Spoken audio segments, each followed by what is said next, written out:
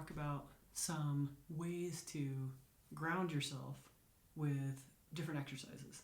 One of them would be just breathing. And we talk about breathing a lot in our society, but we don't do it well in America. And you can just start with something very simple, like breathing in through your nose, and just do it as long as you can. So, and then hold, and then let go. When you can, you try to do that longer and longer. Okay, so you try to breathe in, maybe you can do 2 seconds now, try to get it up to 2.5 to 3 seconds, 4, etc. And then you start to hold it longer and longer and longer. Try not to pass out. Don't do this while you're driving. So you go, I can hold it longer because I've been practicing, but I don't want to do it in this video. So you hold it up, you hold your breath, and then let it go through your nose, and then force it out. Give it a second, and breathe in again. That simple round right there, and you know when you force the breath out, it's like an inner ab workout. It's really good, and a lot of people that I work on, the capacity for their lungs to breathe out is not as strong as it should be. Even athletes, even people who feel like they have really strong lungs.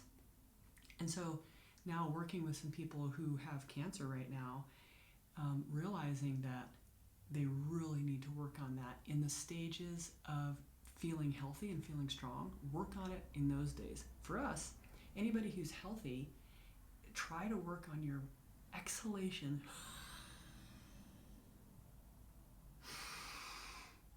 And try to get that muscle to your diaphragm and other muscles, your intercostals, these muscles in between your rib cage, and other muscles that have to do with exhalation, get them stronger. So talking about grounding. So breathing is definitely the easiest one you can do because you can do it, you don't need any, you can do it while you're driving, except don't hold your breath and pass out. You can do it while you're traveling, you can do it while you're waiting for somebody. There's all types of ways and places that you can breathe easily. The idea of grounding into your prayers, this is another one. So what I do is I breathe the Holy Spirit as a light. So I see the Holy Spirit as a blue or a white light. And so when I breathe in intentionally, and I am intentionally trying to ground my body and ground my spirit, if I'm really shaky, if I'm sad, if I'm feeling anxious, feeling doubtful, those types of words that aren't really powerful, I try to ground my body. And a lot of times, if I have time to visualize, I see the Holy Spirit. I pray for help, and I see the Holy Spirit coming into my body and going in a circular motion clockwise from my head down all the way into the center of the earth. And I see a bungee cord that's holding me so I can jump around, but it keeps me grounded, if you can see that visual.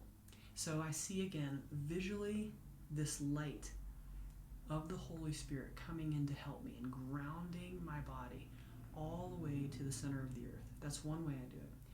Another way is to have it, see that light come in like this around your spine, and then it grows and grows and grows. And if there's an area that feels like it needs more attention, for me, a lot of times it's my neck or my hands from doing so much massage, I see that light do that circle around my body. On both hands, it's circular that way. And then for my neck, I see it like pulsating and giving a lot of healing support right here. And when you see that light going around, I see it just getting like a wider circle. And if I'm feeling like I've been having a lot of leaky energy, you know what I'm talking about? Like leaking, like I'm just can't stay focused, can't stay hydrated, can't stay energetic. I try to see that protecting that energy from leaving and keeping me protected all around. And then I see that light go further out around my husband, around my kids, around my house. If I'm in my office, I see it in my office, around my client, and then keep going further and further out.